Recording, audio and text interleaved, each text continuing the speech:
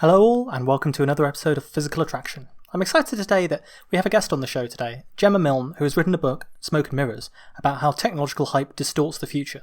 I really enjoyed the book, which deals with 9 areas of considerable hype in technology, and not only takes you through some of the fascinating near-term applications for these technologies, but also grounds them in society, in politics, in reality really. Gemma kindly donated her time in the midst of a virtual book tour to be interviewed on the show. Without further ado then, the interview.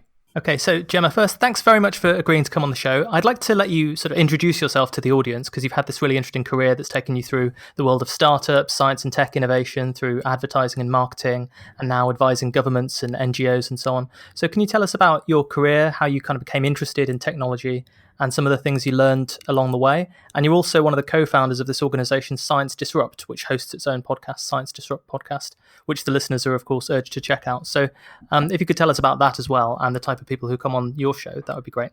Awesome. Thanks so much for having me. I really appreciate it. How do I say it quickly? This strange and quilted weird journey, I suppose, that I've had in my career. Well, I started with a maths degree, and while I was studying, I guess I did a whole load of different kind of jobs and internships, and I guess I was trying to score things off the list to try and work out what I wanted to do in my life. And I was one of those math students that had the big investment banking people come to university and tell them how amazing it is. And I bought into what they were selling. And I ended up at JP Morgan for their sort of internship that was going to lead to the graduate job. And I did that, but very quickly, sort of about a third of the way through, halfway through, I realized it absolutely was not for me. So I went back and Googled creative business jobs London, thinking, okay, I've done the maths thing, maybe I'll try the sort of art side of myself.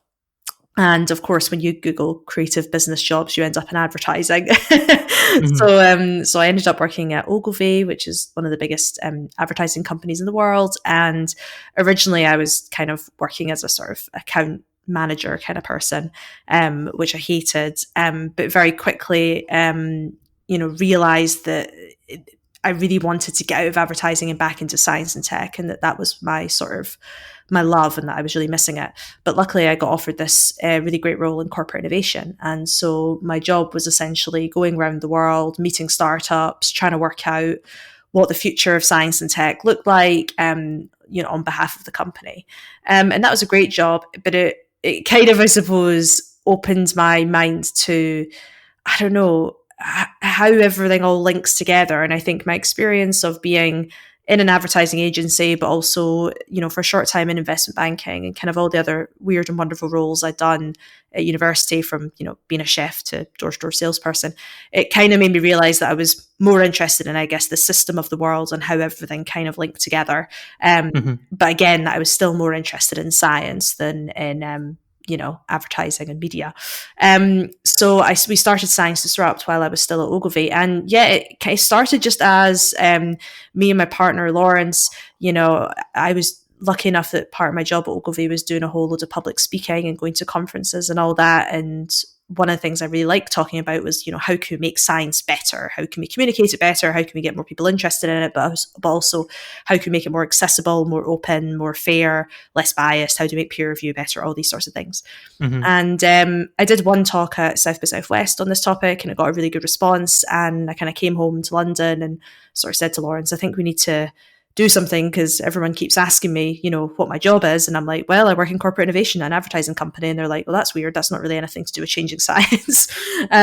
So we started Science Disrupt, just a podcast to kind of interview some people who were trying to make science better, for lack of better words.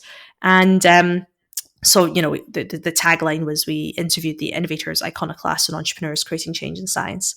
But after a little bit of time doing that while I was also at Ogilvy, I was made redundant and realised that instead of going and getting another corporate job, and also I didn't want to do Science Disrupt full time, I didn't want to turn it into a company and it become a sort of thing I hated doing.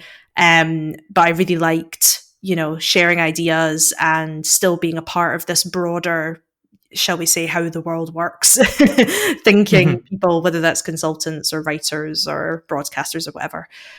So I just decided to stay freelance. That was in 2016. And then fast forward a little bit further, I ended up getting a book deal to write about hype, which my book Smoke and Mirrors came out 3 weeks ago, which, that's all about kind of the role that hype and idealism and narratives play in science and tech.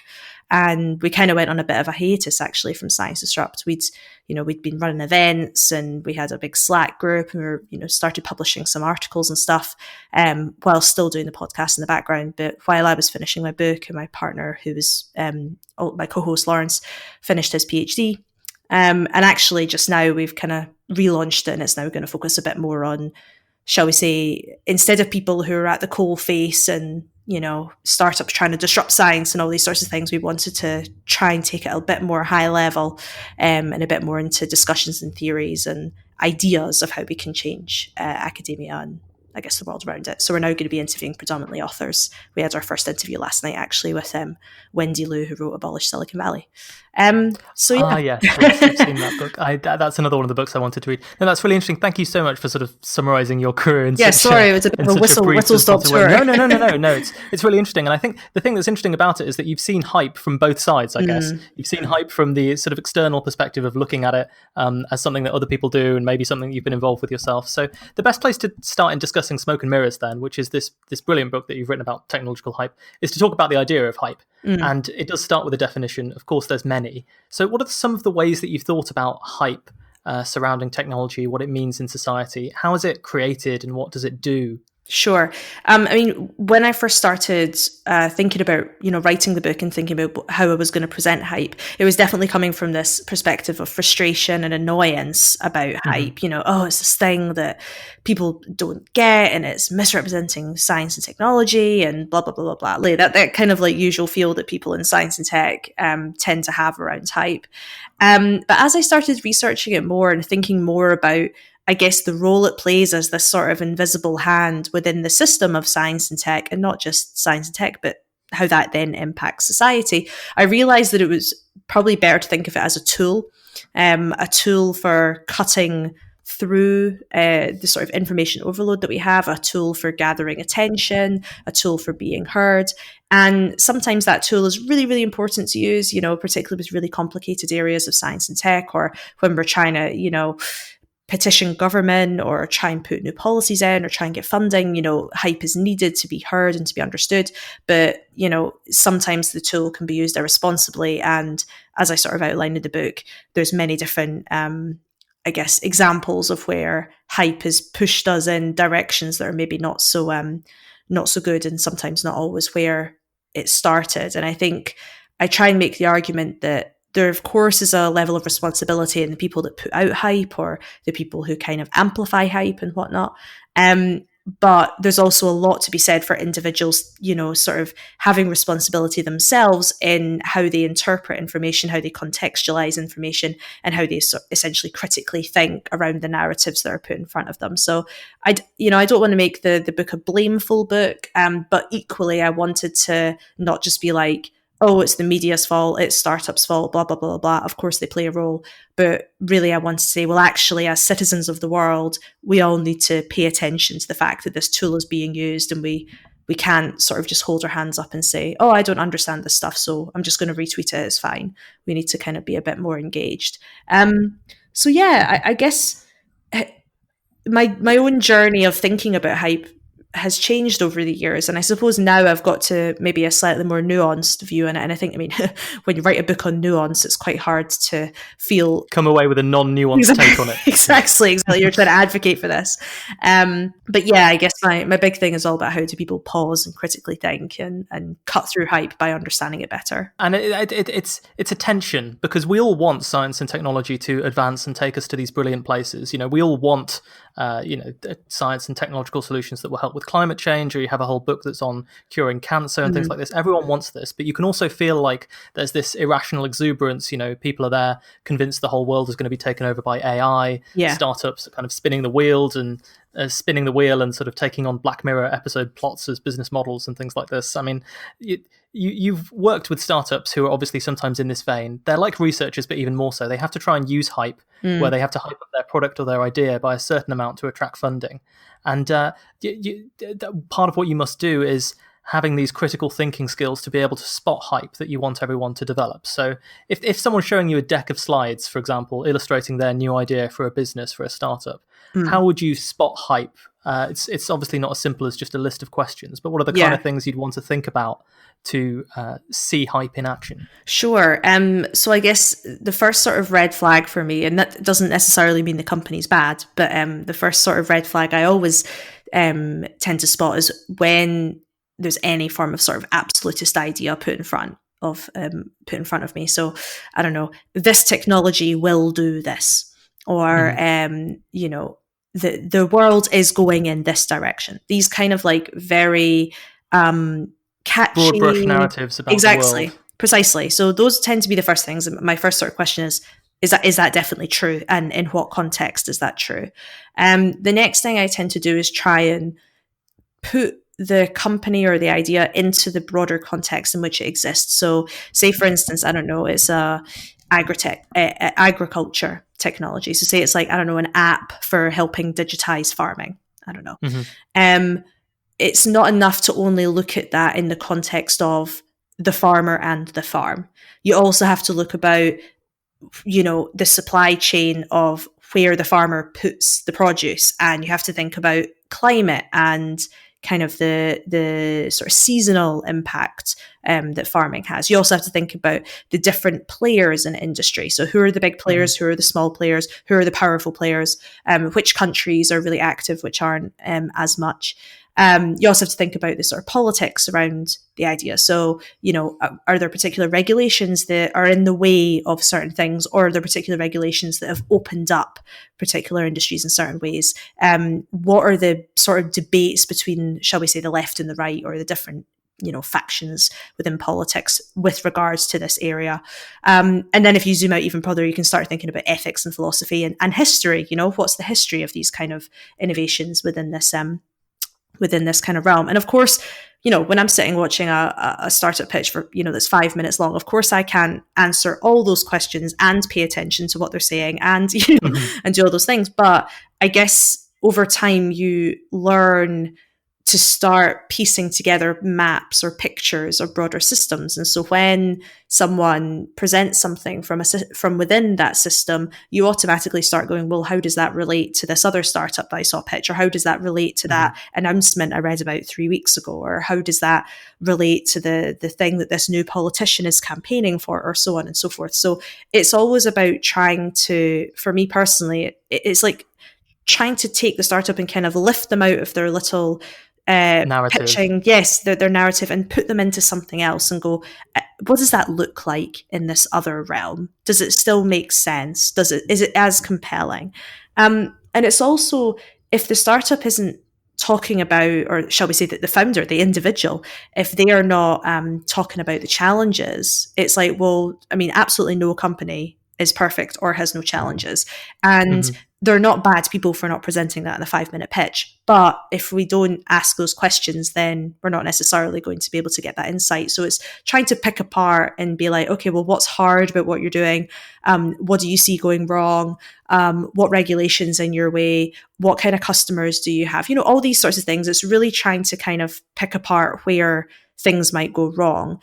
And that, again, might seem like I'm being very, I guess, critical or skeptical or whatever, but I think it's more about hearing what someone's saying and then going, okay, well, you're obviously going to present the best version of that, and that's great, but I need to understand more in order to understand how powerful this really is. I can totally agree with that. And I think what's interesting is when you do take some of these whiz-bang narratives about how a new technology is going to completely change things, and then you do put it in some other context, whether it's an economic context or a social context or a political context. One thing I remember a few years ago, everyone was excited about solar roadways. The roads were going to be made out of solar panels, and there were companies that got Kickstarter funding for this.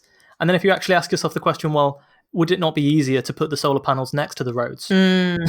Even this is enough to start the whole narrative that they have unraveling. So it's a very valuable tool to try and put things in, who are the actors who need to be convinced? What are the supply chains like? What are the issues that you're not telling us about in your pitch? But it's also just sometimes asking what might seem like really stupid questions. And I think that that's something particularly in the kind of tech and science field, that is not always, is talks about, ask stupid questions, think about your customer, design thinking, all these sorts of things. But in practice, I think not wanting to look stupid or not wanting to come across as someone who doesn't understand can sometimes be a huge part of the issue. When I think about, I've done loads of these judging startup competitions, and I'm always the one to, be like, I'm sorry, could you actually just explain this? I don't know if I missed this in your presentation, but I just fundamentally don't understand this. And, sometimes they go, yeah, we said this on slide 2, and they reframe it. And I go, oh, yes, I did miss that. But then other times they just go, don't have an answer. Yeah, or maybe they do, but they just hadn't presented it. And suddenly it opens up a whole... So one example, if we go back to agriculture, just it happens to be front of mind. There was a startup I saw pitching, and they were talking about an app for, I think it was it was a camera that went at the top of barns, and it could, using some form of, I can't remember if it was some form of spectrometry or if it was imagery, whatever, analyze all the cows and look at their health and all this sort of thing. And they were talking about how digitalization of the farm was going to massively help smallholder farms, and it was going to, help them catch up with bigger farms and get rid of so much uncertainty and all this sort of thing. And so they were talking about this, and they at one point said what the price of the camera was and all this sort of thing. It was quite expensive. And I said at one point, I was like, sorry, is your target audience the smallholder farms? And they were like, well, no, not to begin with, because it's so expensive. And I was like, yeah, that's what I was thinking. So it seems a bit strange why are you talking about smallholder farms if your camera's like thousands of dollars? And they're like, oh, well, we need to be able to sell to big farms. And I was like, so that doesn't help smallholder farms in the slightest. And suddenly all the other judges asked a whole load of completely different questions. And what to me seemed like a really daft question, sort of unpicking their sort of socially good narrative, conscious narrative, exactly, which nobody wants to question, because that's a sort of universally good thing to say, that you want to help smallholder farms. But the minute you sort of ask what might seem as a dumb question, you unpick things. And I know that sounds super basic, but you'd be surprised how many folk don't do that for fear of, sometimes, you want to look like the cool judge that asks the damning question and all this, right? There's a whole load of, there's something in the sort of dynamics of judging panels at startup conferences. It's really interesting. Like that's a whole sort of social experiment in and of itself. But I think, it's a balance between the judges wanting to be seen as these really great Shark Tank people, but at the same time also not wanting to ask what seems as stupid questions, and startups kind of sailing through as a result. So I was going to say, in areas where there's a lot of hype around the terminology of the technology as well, I feel like blockchain is a perfect example of this, where people fundamentally obfuscate what the core technology is. And you can often ask a question about, well, why do you need blockchain to do this? How does it benefit you over previous applications and previous ways of doing it? And then more often than not, I feel like a lot of the applications fall apart. Would you agree with that or not? Yeah, no, definitely. I think people within the blockchain world, at least the ones that I think are great, almost always say, we shouldn't use blockchain for this, or we shouldn't use it for that, because it doesn't make sense. And they're very sort of quite self-critical. It's a shame there's not so many of those kind of people within the blockchain world. And I think part of the reason that blockchain kind of is how it is because a lot of people don't feel comfortable being able to kind of have a discussion about it if they're not part of it, really, really engaged. And to be honest, I count myself in that. I didn't put blockchain in this book for a reason.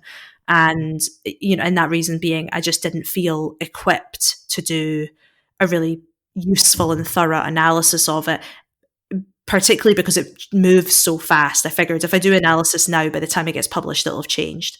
So, it's a difficult thing to talk about in a book format. It's such a fast changing technology. But at the same time, I do think that there's a level of, it's the same with quantum computing, with particular areas of science and tech that people sort of see as, only intelligent people understand it. There's a lot of, again, this lack of a stupid question that's actually required to unpick stuff really, really easily. So we could talk about this now then, because actually a few years ago I did a Reddit Ask Me Anything saying what would people like to hear on my show, my little physics show, and the number one most upvoted answer was quantum computing. Oh, I mean, one interesting. day we're going to get there. It needs a lot of background because we need to sort of explain quantum mechanics and conventional computing. Quantum mechanics has this reputation for being extremely complicated, even magical to those outside the field. There's a reason why everything gets advertised by sticking the word quantum on it, whether it's a mediocre bond film or like a soap powder, you know. And you have computers which obviously dominate the world around us. You have a great anecdote in your book about one of the first such presentations of quantum computing as an idea to the wider tech community, which just illustrated exactly why something so complicated can be ripe for hype. So if we're going to talk about this, I mean, what I'd like to ask you is, from your research on this for the chapter in the book, should my audience be excited about quantum computing, or why should they be excited about it, and what should they really know about the limitations that it has? I think there's definite reason to be excited by quantum computing. I find quantum computing very interesting and compelling and exciting as a form of technology. I think where the excitement gets a little bit complicated or there's reason to kind of criticize is when it's pointed to applications that don't really make sense. And it's also where you're getting excited because of the application as opposed to the sort of potential of the technology itself.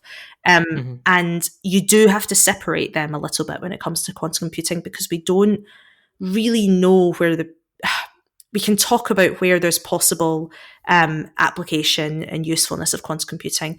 But realistically, at the moment, there's not been that many proven use cases, even of, one that's, there's a lot of debate as to whether you can actually get to the sort of perfect no noise quantum computing anyway. So I think where the trouble is the way quantum computing tends to get presented as this kind of all the problems in the world that we can't currently solve, a quantum computer can solve them. And and there's the thing with hype is there's like nuggets of truth, and there's a nugget of truth in that to some degree, but it's not you can solve all the problems in the world. It's also not a super fast computer. That's one of the things that tends to happen. You get sort of mixed up with a sort of supercomputer idea, and it also gets sort of bundled together with, the hardest problems in the world will be solved by quantum computing. You hear a lot of people talking about how climate change is going to be solved by quantum computing. And where I see the excitement with quantum computing is actually in basic science applications. So, simulating, for instance, things at the sort of quantum state and quantum level. And chemical interactions that depend on that very specific physics that you can't Precisely. And, there are applications of that, particularly if you think about pharmaceuticals and chemical companies and whatnot. But it's far away that at the moment. And so I suppose I'm excited about the people who are still at the very, very, it's not theoretical because people are building this now, but it's not applied. it's not business, shall we say? It's still lab experiments. And of course you are seeing companies like IBM and Google and Microsoft and all that doing real stuff in the space, but it's super, super early, and they're early movers more so than have turned it into businesses. And I think this is where I kind of struggle, because you're hearing about quantum computing at business conferences, but to me, it's too early to be talking about that. And what I kind fundamental research level still. Yeah. But herein lies the tension of hype, because you need excitement in order to get funding and people to back it. And look, corporate funding is playing a role in the development of quantum computing. Absolutely.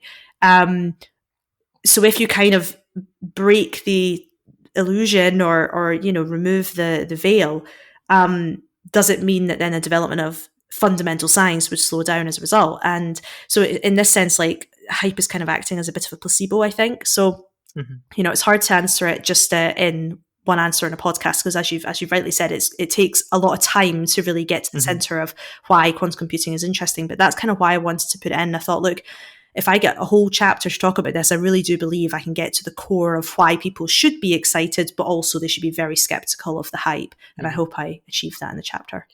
Yeah, no, it's a great chapter, and we'll definitely feed into when we eventually do our series on this. Is there not a concern, though, that if working quantum computers with these practical applications, whether it's prime factorization or whatever it turns out to be, do turn out to be some years or decades away. That these, the big company investment that we have at the moment might develop it to a certain extent. At the moment, there's this race for quantum supremacy and who has the most qubits going on. And there's not really much focus on what it would mean if you had 100 qubits strung together, what you could do with that. That these companies will be hyped about it, then they'll realize they don't have any killer applications in the near term. And we end up with a quantum computing winter, much like the AI winters that we had from the 50s. AI was hyped in the 50s, and then people thought it was going to be the next big thing. And then eventually they gave up on it and came back with new ideas and new hardware later on. And hype is, in that sense, giving you this weird sense of a sort of oscillating field that is being damaged by successive periods of where hype doesn't work anymore, and then you need hype again about something else to bring it back.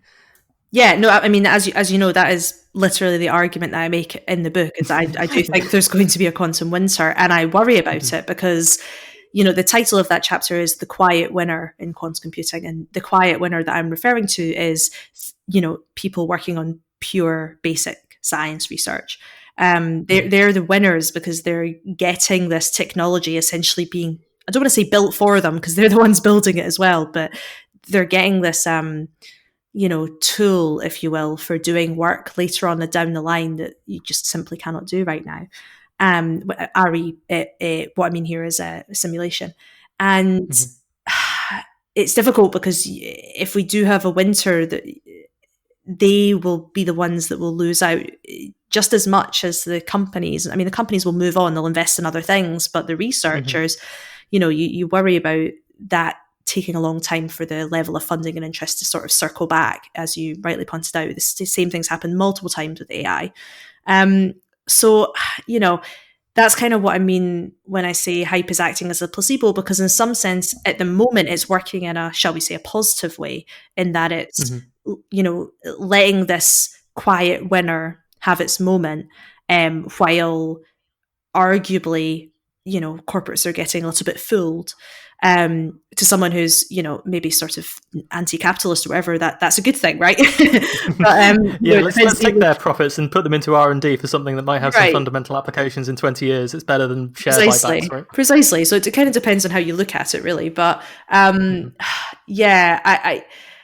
don't know. I mean, for me personally, it comes back to like whether or not you think it's right or wrong to sort of essentially fool, even if you're accidentally fooling. Do you think that that's an okay thing to do? And I personally don't think is a good thing to do. Quantum computing is probably the only chapter in the book that there's a part of me that's like, I guess it's kind of okay because they get to win, but and that's also why I also like dig into the whole NISC era that we're in, which is this kind of the in between where we are now and getting this sort of full scale working quantum computer. What can we do with what we already have, these sort of small scale quantum computers? And if companies are not working to that and thinking about what is just the near term, that's when I get a little bit skeptical and go, they've no clue, like we're just so far away. And their propensity to get this disillusionment and have this stop-start progress in the field is obviously enhanced by that. So I should say the structure of the book is it deals with these 9 specific areas that are in some way or another associated with hype, and we're just going to cover a few of them, so apologies if we're darting around a bit. But one of the ones I knew I had to cover was nuclear fusion, because we did almost a year on this show covering various topics in nuclear fusion, and it's an area that is lousy with hype in some ways. You've got people, even in the very beginning of the subject, talking about fusion being cheap, limitless, and sometimes even free energy, which is not really accurate, but people still say these things from time to time. And fusion researchers obviously have to hype their discoveries and say that their research project is going to lead to this new source of energy to get funding. Yeah. And real, tangible, measurable progress has been made in the last 70 years. But I also agree with you that hype cycles surrounding fusion have damaged its reputation quite a lot since it first started, to the extent that now people have this perception of, oh, it's always 20 years away, it's never coming along. So I think it'd be interesting to have a discussion here. Like, what were you expecting to find when you first started researching fusion? And how do you think hype has influenced the field? And how do you sort of feel about where it's going at the moment? Sure. I have a lot of people saying, like, why did you think to put fusion in your book? That's a bit of a rogue choice. And that's why I put it in the book, because I don't think it should be a rogue choice in a book about the sort of big technologies of the future. I suppose my own, shall we say, personal journey of learning about fusion was. I think I was at a conference or something, and I was in like a small, tiny side room, and I think someone mentioned it on a slide with hardly any people in the audience. It was almost like a whisper. And I remember thinking, I don't understand why there's not like a keynote on this. This is really strange at a big tech conference when we're talking about moonshots, if you will. And so I was coming at it from a perspective of why is this not being talked about more? And why is it not common knowledge what fusion is? I would say to people, I'm writing a chapter on fusion, and they'd be like, "Oh, that's such a difficult political topic," and I'm like, "Oh no, that's fission. That's a different thing," And they'd be like, "Oh right, I see," and so many people wouldn't know the difference. Or you'd have, on the other hand, people saying, "Oh, that was debunked as pseudoscience years ago," and I'm like, "No, that's cold fusion. That's a different because of thing." Fleischmann and Pons, yeah, Exactly. So it's this kind of thing where intelligent people who know about a whole load of other areas of science and tech that every other chapter in the book would be second nature to them to some degree, didn't know about fusion and didn't know about ITER, the biggest science experiment on the science planet. project in the world. Exactly. And so, and my own journey was that too, being like, oh, there's this big thing happening in the south of France. Wait, what? Like, why have I not heard of this? Why is this not being talked about? So that was where I started. It was, I need to understand why no one's talking about this. And when I started looking into the history of fusion, the way it was talked about, and the various, shall we say, letdowns that the media played a part in too, by sort of bigging it up and then it kind of setting it up for a fall, shall we say, with the various sort of presentations over the years. It does make sense, but I don't know, I thought it was just a really compelling story of a technological development, and I still think it's quite crazy that it's still a kind of niche topic within, even like Wired magazine, you'd think they'd be covering it all the time, but they're not. And I think sort of the final point was that I felt that right now was kind of a really important time to talking about it, particularly with the sort of timelines that a lot of the big the people who are working on fusion right now are talking about, where you've got ITER talking about turning on in 2025. I interviewed First Light Fusion at the start of I think it was spring of 2019, and they were talking about achieving fusion in 2019. I don't think they did in the end, or at least they didn't release it very publicly or very loudly if they did. So there was a lot of like, right this second, I feel like there's something brewing, and there's going to be a point where the media is going to suddenly turn on again. And I worry that the same thing is going to happen as happened in the past, where suddenly there's a whole load of coverage of the, especially when ITER turns on. They've got 5 or 6 years of operation before they're even going to start trying to produce power. And even then, as you know, that's not even the prototype power plant. That's the experiment. I know. And I suppose that's kind of why I wanted to put it in. It was kind of like, I feel like people need to know about this and people need to have as much context as possible. And I do make that argument at one point in the chapter. I think I talk about how conflicted I feel, because there's many things about fusion that are overhyped within the circles of people talking about fusion, and we're not thinking about actually getting things onto the grid and thinking about how you create scale, for instance. And these are really difficult questions that need to be answered, that are not necessarily being thought of as thoroughly as the industry would like by people like ITER. And so there's lots of issues that need to be talked about. But I sort of said I felt conflicted that I didn't want to present the bad stuff, because I wanted people to trust that fusion was important and that they should care. And it was sort of, therein lies this tool, or the power of hype, is that hype is needed to sometimes, trick is a malicious word, but in some sense get people on board with the excitement. Especially something that's so difficult as fusion. Precisely. Something that's so hard. Yeah, and especially when you're getting people coming at it from no knowledge at all. It's like, God, you got to explain the sun, then you got to explain how it's different than fission, then you got to explain that there's this big pseudoscientific past, then you got to explain all the bureaucracy around ITER, and and obviously this is what I'm doing in the book, right? But it's, I don't know, I think actually for me it was the chapter that had the most intricate and interesting hype story of all the technology, and it's really fascinating to kind of see it continue to play out right now. I mean, I know someone writing a piece on fusion right now, and they tweeted out being like, does anyone know any really good experts? And they were really struggling to find folk, because it's still this kind of behind the scenes technology, which is crazy to me. Yeah, I mean, let me know who that person is afterwards, because I can think of a few people they might want to talk Great. to. Not me, but others that I've spoken to. That would actually be very helpful.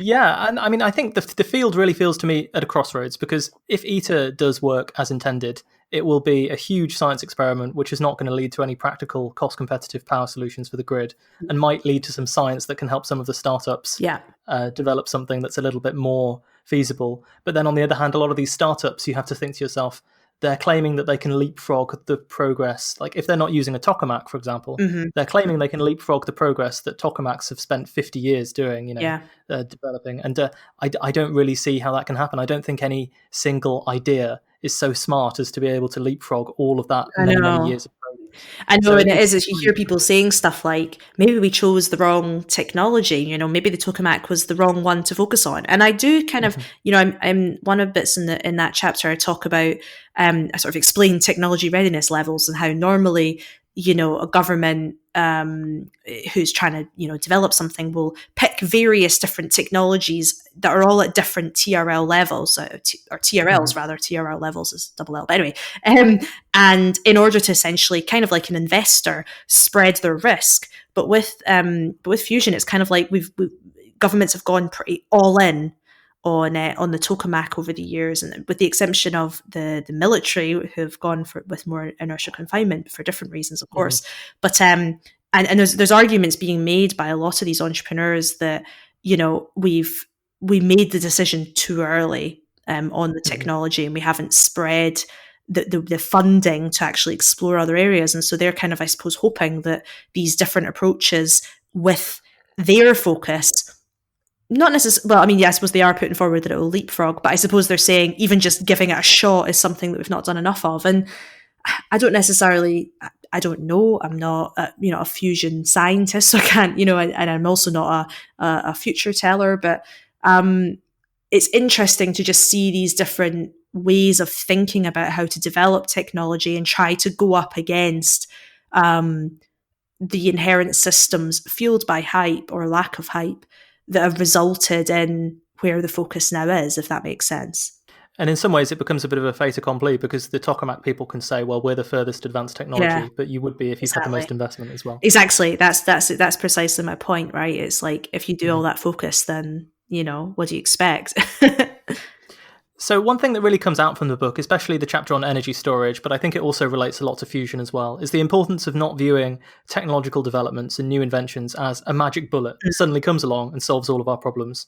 So what do you think people miss when they focus on some new invention as a magic bullet? And how can we train ourselves, I guess, to consider these hidden caveats when we read about some new invention? Well, I think you've used the term magic bullet. I use the term holy grail in that chapter. Okay. I think no. But what I was going to say is these metaphors are kind of flawed in of itself, right? If you talk about a magic bullet, a bullet still is there to kill someone. It can be brilliant, but it's got a bad side too. And the same with the holy grail, right? Eternal life, but then all your loved ones die. That's not great. So I suppose what I'm trying to say is this idea of perfection is inherently imperfect, even in the metaphor that you're using. And I think we forget that when we're using these metaphors, that perfection is impossible in a complex system. And if you want to try and change something like the energy industry, that you're never going to have one simple solution. I mean, it's obviously not simple, but even if you give one invention, it's taken 40 years to do, it's still not going to solve everything, because there's too many components, there's too many variables, and you almost always have to do, perform some kind of balancing act, because I don't want to say that everything is always a zero-sum game, but there are elements of that within complex systems. And, you do one thing and it impacts something else in a bad way. And when we talk about solving one particular problem, yes, you can find essentially a perfect solution to that one niche problem. But if you don't zoom out and look at that broader impact, even just the impact of removing focus from something else, which probably has impacts on labor and monetary flow in certain countries, for instance. I mean, look at, for instance, if you take, lots of people are not buying tons of clothes at the moment because of the pandemic, which is causing huge issues in Bangladesh. Now, we don't like the fact that child labor is used, and there's horrific practices with some companies that outsource their manufacturing and their making of clothes to countries like Bangladesh. But the minute you stop that kind of demand, that country plunges even further into poverty, or those people that work at those companies. So it's difficult because you're kind of going, well, that's a good thing because this company is not abusing human rights anymore. And you're like, but it's bad because these people now don't have any money. And so you kind of have to like always, think about the repercussions of changing these technologies. Precisely, or even just the repercussions of, again, focus. And with the batteries chapter, the energy storage chapter, I wanted to kind of present this idea of balancing act. And I used, the sort of analogy of if you had a little bag of coins and say you have 10 coins and you have to sort of assign coins to what you care about. So say, for instance, climate change is one option, human rights is another option, geopolitics is a third, right? If you're to say, okay, we're going to go all in on getting electric cars with batteries in them next year, right? Let's say you choose that and you say, okay, if I'm going to put 10 coins in my climate change bag, we kind of just go harder on what we're currently doing, right? Because that will sort of achieve that goal. And that's if you put all 10 coins in this climate change bag.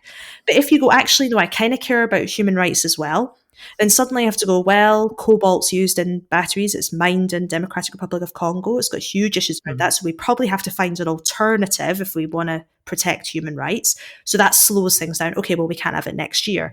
Then if you go, actually, I also care about geopolitics and not having countries like China, for instance, being way more powerful than everyone else, then again, you have to say, well, we can't do it next year because China's currently the only country in the world that can actually set us all up for getting batteries in cars next year. So again, it's this idea with the manufacturing, the mines, the whole vertical control of the supply chain that you outline in the book. Precisely. And so it's this, I think sometimes we can be quite idealistic and naive about what we want to achieve with technologies, and we sort of we try to put all our coins in one basket and forget about the other baskets, and then the minute you try and spread your coins between all the baskets, progress essentially stops.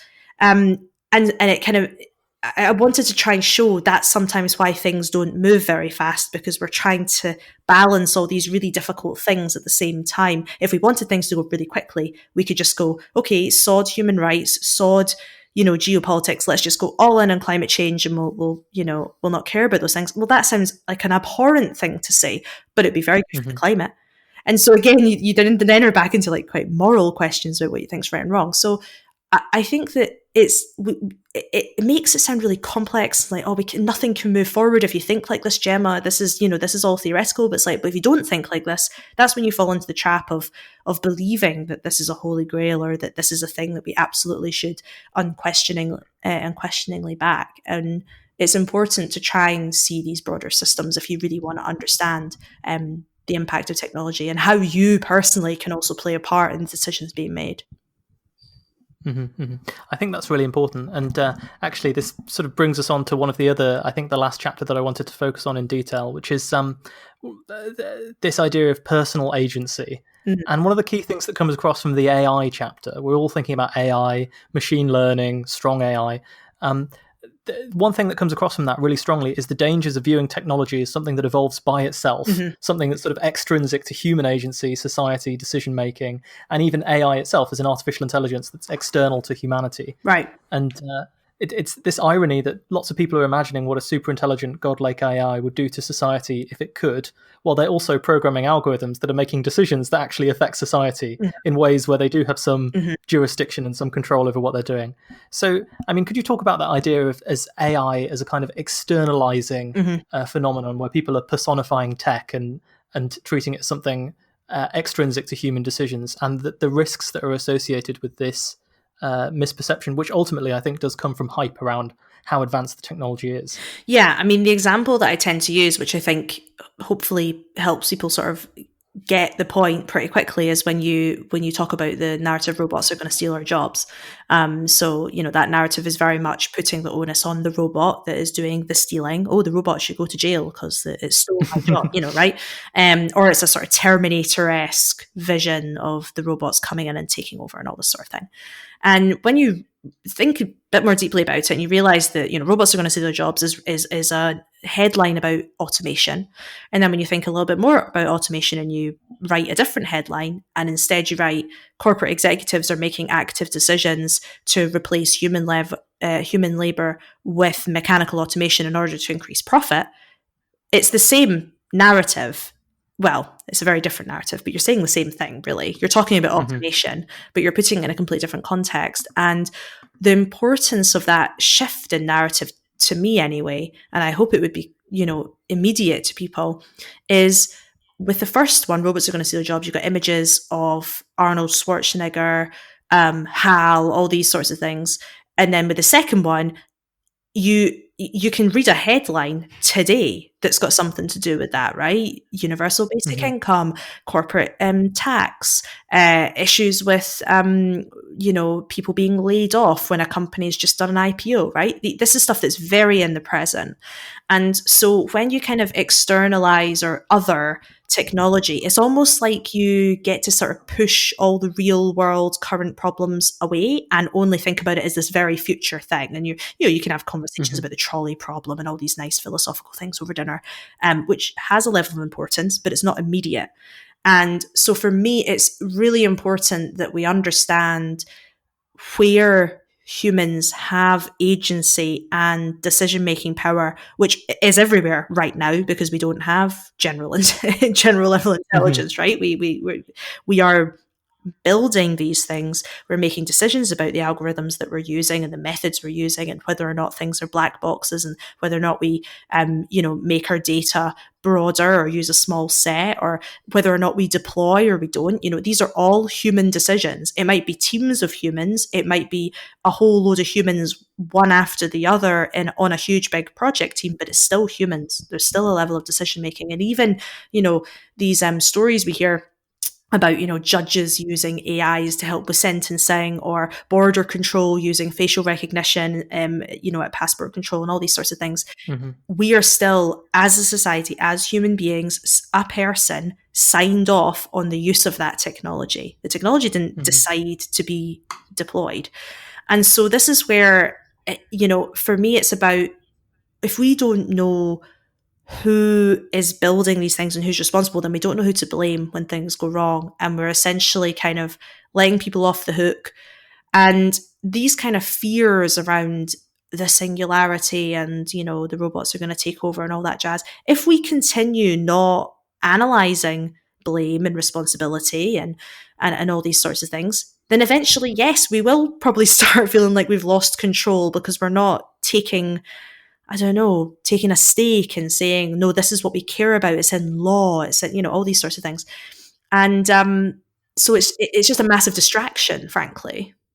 Yeah, and this is really how I feel about it, having researched it initially. When I first started reading about the singularity, I got all caught up in these philosophical ideas of, because it's almost answering the philosophical question of, if you could program the mind of God, what would you tell God to do? That's the question that these philosophers are asking themselves through the sort of medium of AI as the way you might enact that.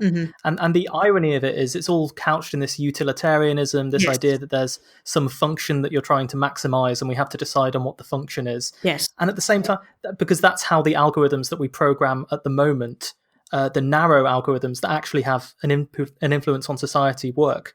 And we're imagining that in the context of some super intelligent AI, while ignoring the fact that the real issue with AI or machine learning as it exists in the world is that people are defining these functions and saying, okay, this is the things we want to feed into the function that decide whether someone is going to be classed as a reoffender, for example. Yes. So they're so concerned about how can we design this perfect optimization function for all of society without realizing that in a myriad different ways, when these tools are being deployed, these decisions have already been made, and yet the philosophers don't seem to engage or aren't as concerned with that, or at least some of them aren't. I think it's about switching the question. I always think it's about switching the question, which is a kind of annoying thing to keep saying, but and I know that I'm sitting on a fence to some degree when I'm doing that. But with these sort of AI decision-making systems. I mean, the title of the chapter is Decision Making on Tap, because I do think it comes back to this idea of sort of outsourcing decision making, both in terms of it being automated and humans not being paid for it, but also getting rid of blame. And so when you're trying to answer a question like, should this person be put in jail? Yes or no? I have an example in the chapter where IBM were trying to create this, question answering machine. And I use the question, is religion good or bad for the world? Right. And when you have all these questions that AIs are being employed to try and answer, even just things like, should the temperature go up or down right now in order to keep this server cool? That's decisions that the AI is being used for. And I don't think the question should be that. Is it good or bad, or should it go up or down? It is based on what? And that is this shift to that question, I think, immediately unravels everything we think about AI. Because if you say, should this person go to jail or not? And then you say, based on what? You immediately are thinking about data, priors, who built the data, who built the algorithm, who the person is that's employing it, who the person is that's being talked about. If you talk about, is religion good or bad, based on what? Based on what you consider moral, based on what country you're in. But, there's... You bring back in those subjective moral judgments Precisely. that are actually really happening all the time, that the Precisely. hype around the technology kind of camouflages in this false objectivity by giving you a number that's like, well, this person is 0.74 on our scale of reoffender likelihood, and therefore they must go to prison. And there's this really interesting question that I have that I don't know the answer to, but I put in the book for people to have a little think about, because I think it's a really interesting question around data sets and AI. So, so say you're doing the offender and whether they should go to prison, right? And you look at the database that's being used to decide. And, we all know if the person is not white, there's a high chance that the system will say, yeah, they should go to jail, right? Based on the data that we have around current sentencing. Now, there's an interesting question here of, should you have a database that is reflective of society? And when I say reflective of society, I mean society is biased. Society has flaws. Women are paid less. Black people go to jail more. All these sorts of things in our society. Right or wrong, that is the reality of the society we live in. So do we build a data set that is reflective of that and then train an AI on it, which is only going to accentuate those things? Or... And say, maybe try and say to the AI, hey, these things are bad, could you try and change it? Or do you build a data set that is a utopian vision of society? So you use a data set that's like, this is what we'd like to see in society. This is what we think should happen, and then train the AI on that. Now, answering that question is very difficult. And there's lots of issues in that. But who defines the utopia? Well, precisely. But, it makes you immediately kind of not really trust a lot of these systems, because you're like, well, sorry, what does your data set say? What is it based on? Where does it come from? I mean, the example that's used so much is the one, the Google Translate one, where, you typed in, he is a nurse, she is a doctor, and then you get Google Translate to put it into a language that doesn't have gender. It's like Turkish, for instance. So essentially it would be like, one is a nurse and one is a doctor. And then you translate back into English and it switches it. So it's now, he is a doctor, she is a nurse, right? This is the one that's always used as like sexist data, right?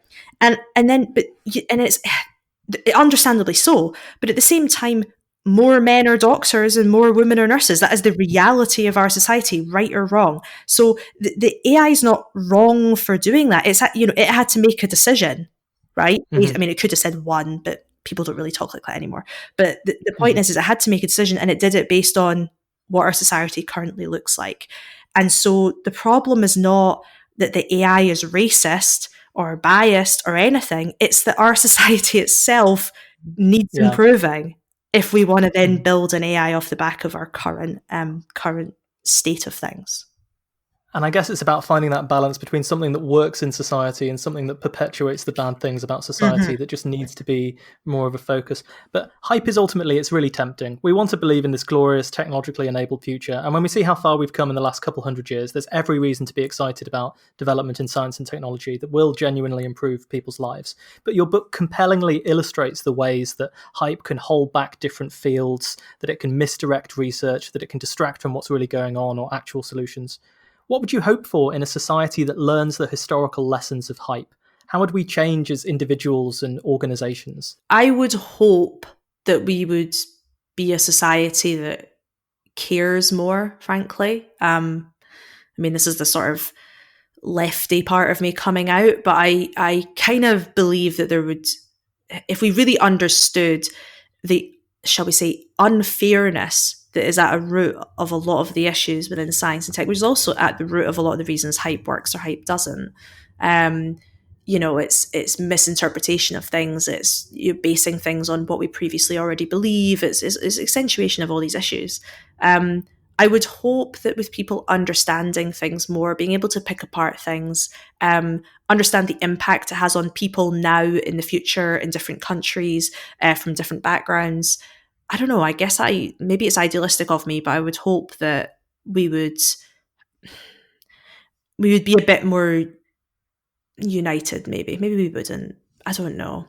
I just feel that at the moment there's a lot of development happening that people think is positive for society and they don't realize that it's not. And so I'd like to think that if they knew about certain things that really genuinely were good for society, at least in their eyes, and things that weren't because they weren't being, shall we say, tricked, that things would move back into the sort of development of things in the way that people like. That was such a rambly answer, but I guess we have to have that faith that people can make good decisions without the smoke and mirrors, and that actually more information is a good thing and more understanding is a good thing. Yeah. And people can be persuaded without needing this tool of hype to the same extent that investing in fundamental research and projects that might go wrong, for example. I mean, consider if people had invested a little bit more in pandemic preparedness in advance. Right, we don't need to come up with a doomsday scenario to see why that would have been a good thing. Yeah, I mean, I don't think people are inherently bad. I just think people don't realize what's really happening, and they don't realize the impact of their actions all the time. They don't realize the impact of other people's actions either. We just don't have space in our heads for it.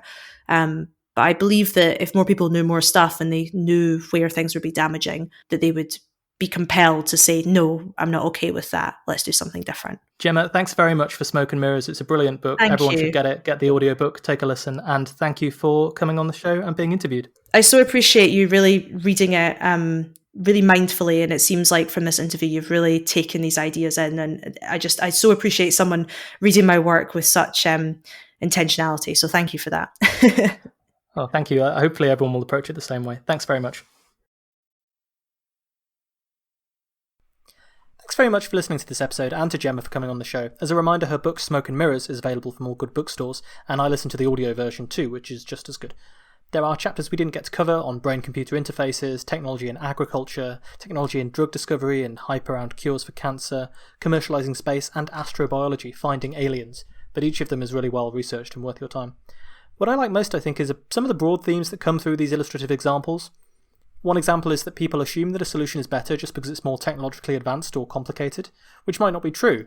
For example, solar panels that exist already, silicon, may indeed end up being a cheaper energy source than fusion.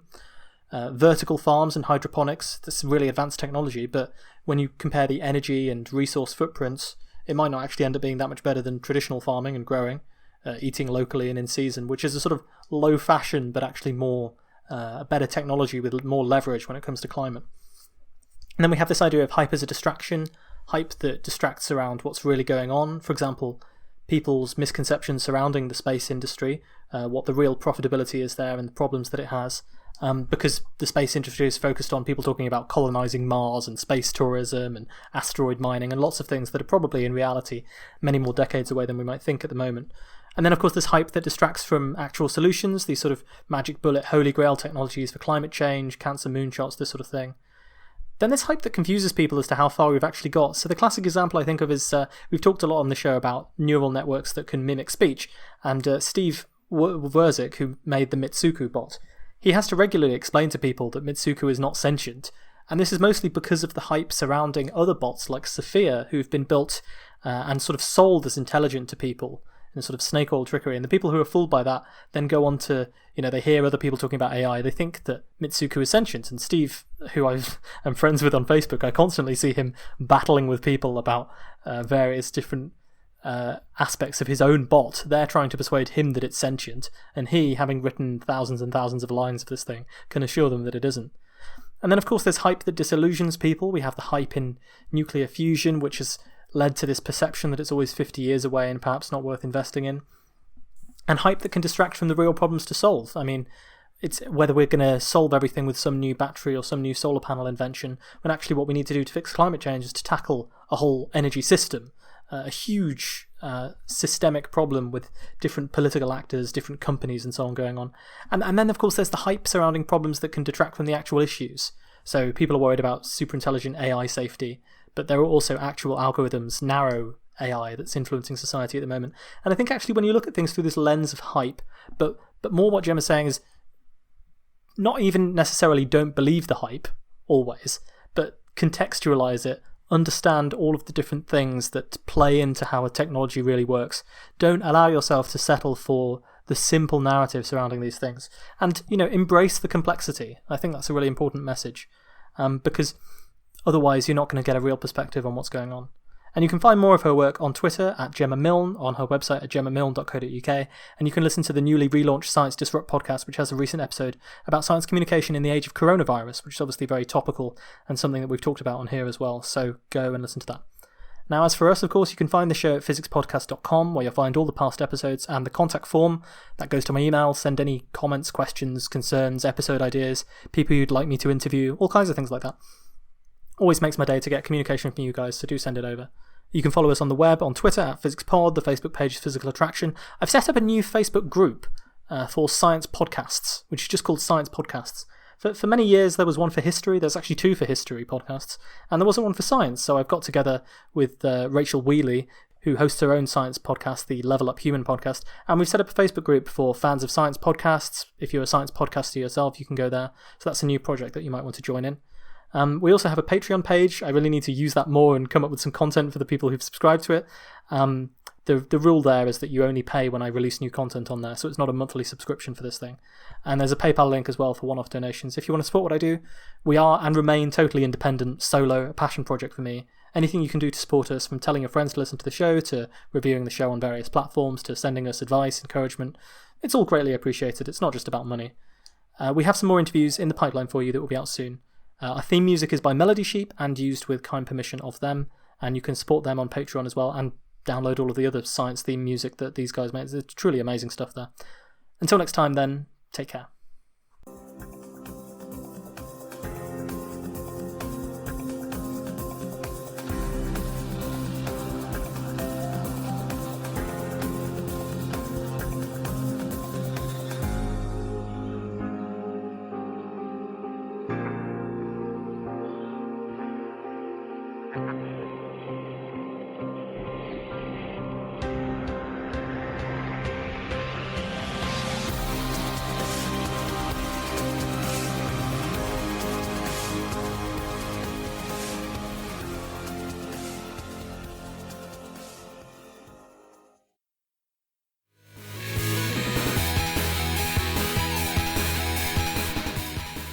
Hi, I'm Leah. And I'm Will.